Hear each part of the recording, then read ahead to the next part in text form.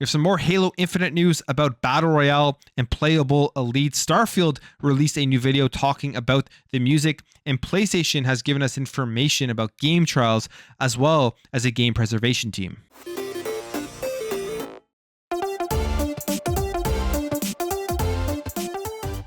So Season 2 for Halo Infinite is just around the corner, releasing on May 3rd, and one of the game modes that most people are excited for is Last Spartan Standing, kind of a Battle Royale light game mode with gun game features implemented into it. But we also heard about a much bigger Battle Royale game mode that was being worked on, presumably by Certain Affinity, who also announced that they are working on Halo Infinite content. And it looks like we have a bit more information as to what we can expect from this bigger Battle Royale mode. So firstly, they say here that it's going to reportedly be launching in November, which would be the beginning of Season 3. One of the biggest disappointments for a lot of people when they gave us more information about Season 2 is just the fact that it is another 6 months, which was the same length as Season 1, but I think people were expecting, including myself, that after Season 1, they were going to be cutting the seasons down to 3 months, meaning that we were going to be getting more content faster, but unfortunately, that isn't the case. I mean, hey, they could still release new content in the middle of Season 2, but from the actual roadmap they gave us, it doesn't seem like that's the way that they are going. But when it comes to this Battle Royale mode, the bigger one, we got some more information from Windows Central's Jez Corden, who claimed to have various details about this unannounced Battle Royale mode. Specifically talking about how the Battle Royale mode will incorporate mechanics from the Halo Infinite single player campaign like side quests, saying how Halo had those side quests that were like, go here, clear as much of the mobs, or go here and kill a high value target, for example. They're going to be in this mode as well as a sort of evolving objective thing, and I think you win by occurring points and killing everyone else. Again, I don't know for sure. Now, like I said, the game mode seemingly is going to be coming out in November, but also could slip into 2023. And he says here, I think there's no hard deadline on it.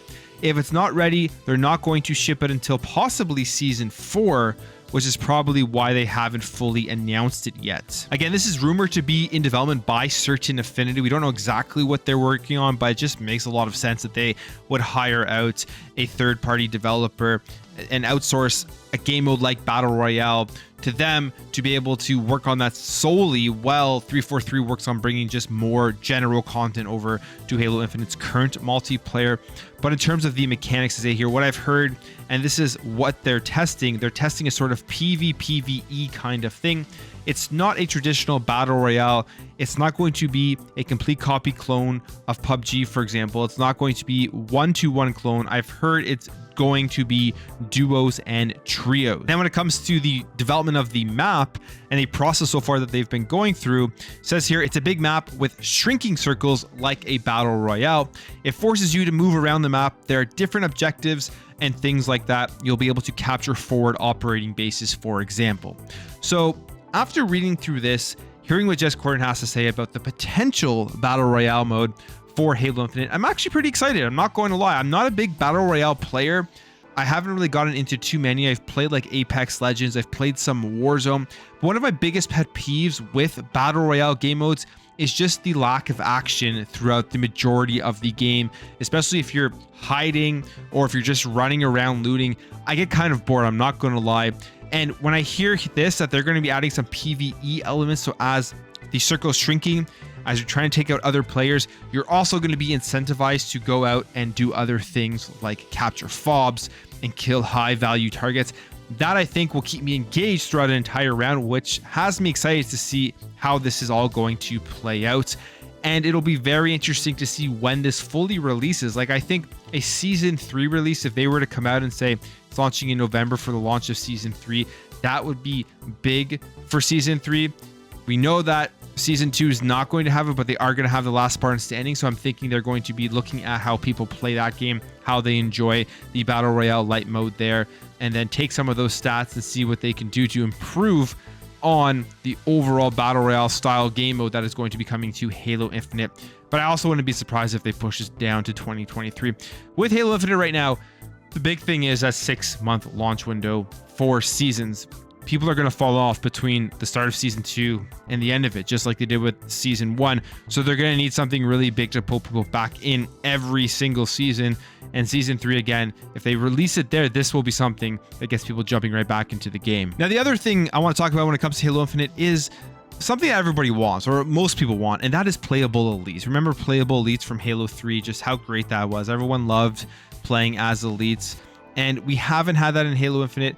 It looks like we're not going to be getting it anytime soon, but they have responded and been a little bit more transparent as to where they are on it. So this comes here via the Playable Elite activist, who says here, "I feel like I'm bashing my head against the wall and yelling into an open void. I and a large portion of this community feels abandoned, angry, and isolated, neglected, and disheartened due to the lack of playable elites." And he tweets at Brian Gerard and other Halo accounts here, like Joseph Staten, and gives a list of the things that they want, specifically talking about playable elites.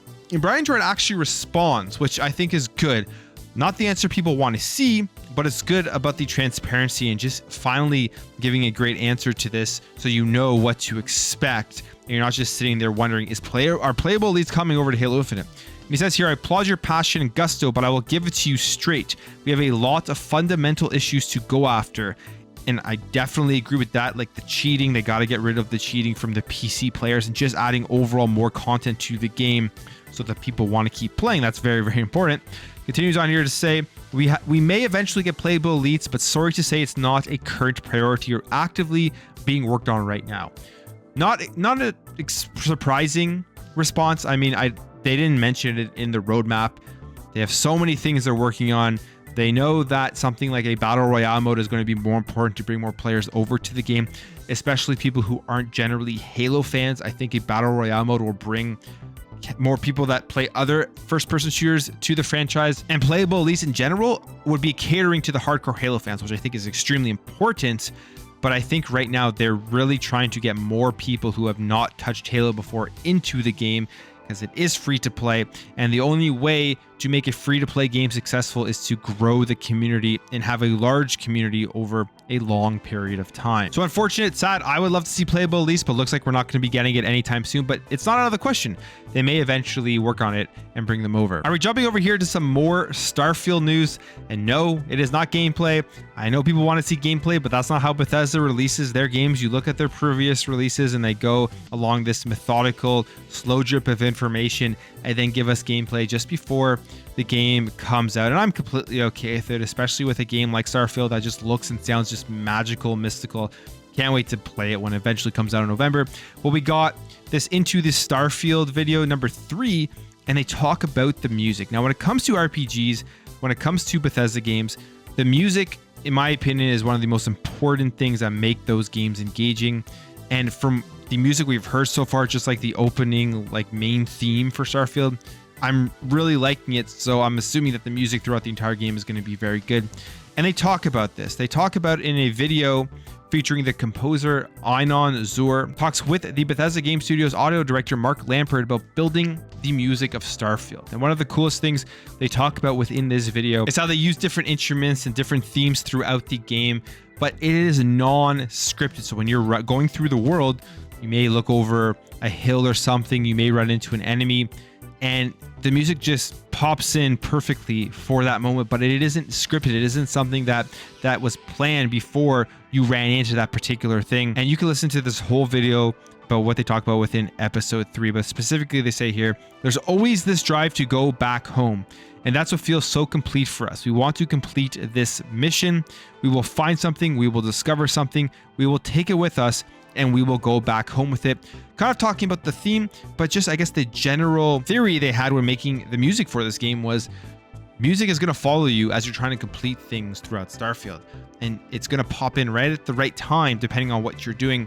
The excitement when you discover something, and then the perfect tune to kind of bring it all back and bring it home once you're completing a mission. And it's very, very important to have good music in games like this. But so far from what we're hearing, from what we've seen, from what they've talked about, I think the music is going to blow a lot of people away. I mean, I'm very, very hyped, very, very excited for Starfield. And I think it may be a generational game. That's how high I am right now on what Starfield could potentially be. And none of this is surprising. I mean, you think of Bethesda's music, they've always had incredible music, Skyrim having one of the best scores in all the video games. Just a lot to look forward to. November can't come soon enough. and I can't wait to hear more and see more about Starfield. All right, finally here we got some more information about the game trials coming over to PlayStation Plus with the new tiers that they were releasing for their subscription service. So it is good news and I guess bad news depending on how you want to look at it. If you're a gamer, I mean, this sounds like it could be a good thing that you're going to be able to get a bunch of game trials for games that you may want to purchase, you may want to play, but you're going to be able to try them out. But for developers, this may not be the greatest thing in the world. And it says here, according to sources speaking to game developers working on games that cost $34 or higher are now required to create time-limited game trials of their games. These trials versions must be at least 2 hours long. Now, the reason I think this may not be the best for developers, and as is mentioned here in this article, is that games in general, if they're $34, they're releasing at $34, is probably a smaller company, an indie company, not as many resources as the big developers out there. So having to make a specific 2-hour game trial for that game could be using resources that, one, they don't have, or two, that they're going to have to spend more money on, and then just hope that they can somehow make the money back on the development of these game trials by selling more copies of their games. Now, if the game is under $34, you won't require those game trials, but they say here that many developers were informed of this new policy through an update in Sony's developer portal, but this overall won't apply to retroactive games and won't apply to upcoming PlayStation VR titles. Now, there is some flexibility with this overall policy. They say here developers have up until 3 months after their game's launch on PlayStation Store to release their time trial.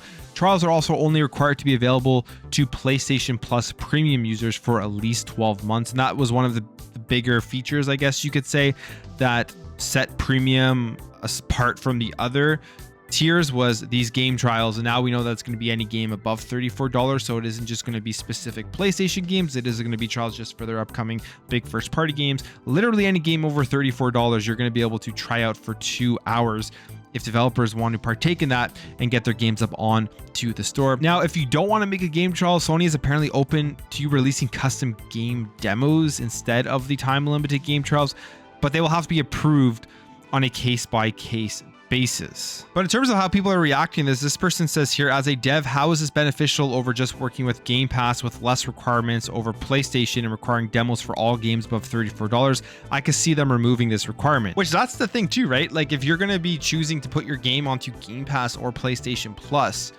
and Game Pass will take your game, you're most likely going to go with Game Pass because there aren't these requirements about having to make this demo. And there's also a bigger subscription base right now currently, unless a bunch of people sign up to these PS Plus premium tiers that just transfer over from the current PlayStation Plus model and level up all the way to the premium model. But I think this may turn off some developers. They may say, hey, we don't want to put the time and resources into making this specific game trial when we don't even know if we're going to be able to sell enough copies of our game to make up the money for the entire development now. Plus we have to add some more cost to creating the game. This person here says, so kind of like what they did with PlayStation Plus back on PS3 then.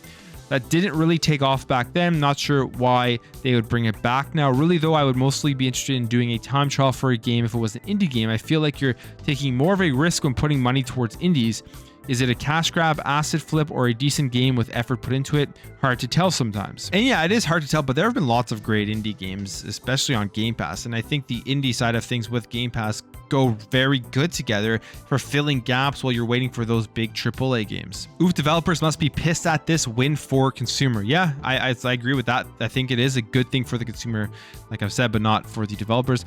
I'm not too sure they would be. This allows their games to be experienced by potentially many more people once it becomes a standard on the PS Plus ecosystem, and then forces people to purchase the games they enjoyed playing, unlike Game Pass, which only achieves the former. And I mean, that's not a terrible point, but the only thing there is they are only going to be available on the PlayStation Plus premium tier level, and we don't know how many people are going to be at that tier level when this releases.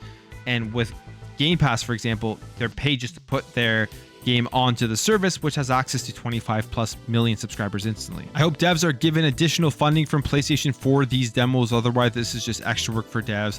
they don't benefit from and that PlayStation gets for free. This feels like something PlayStation decided without consulting with devs first. If the trials work like the trials on Xbox, then it doesn't take much work except just adding a timer to the game.